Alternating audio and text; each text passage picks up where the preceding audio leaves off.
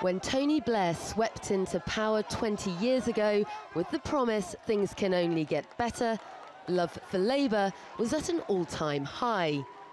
But fast forward to today, and things for Labour have gotten much worse.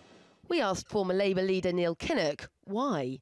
The way in which the current leader of the Labour Party has conducted himself since election against a background of 33 years in Parliament, in which he adopted, let's call them radical stances, which means that people who work with him in Parliament have never had much confidence in him.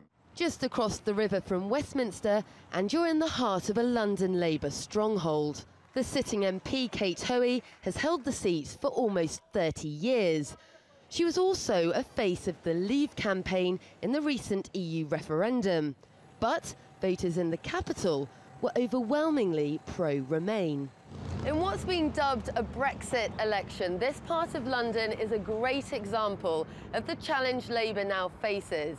The party has to appeal to both young Remainers and retain its older, traditional voting base, many of whom support Brexit.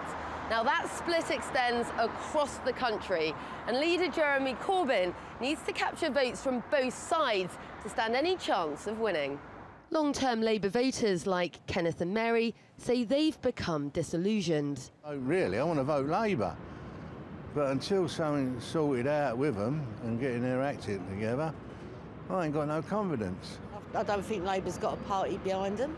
I don't think Labour's what Labour used to stand for. And I think that changed with Tony Blair. Pollsters say it's clear the odds are not in Labour's favour. Labour as a party is way behind the Conservatives on key competency ratings, so things like being seen as fit to govern, and the Conservatives have got a strong lead over Labour. But Labour have come out all guns blazing. But things can, and they will, change. Modern-day Labour is now focusing on old, established issues in their campaign promises, in the lead-up to an election where they'll be fighting not just for votes, but possibly for survival. Sarah Firth, TRT World, London.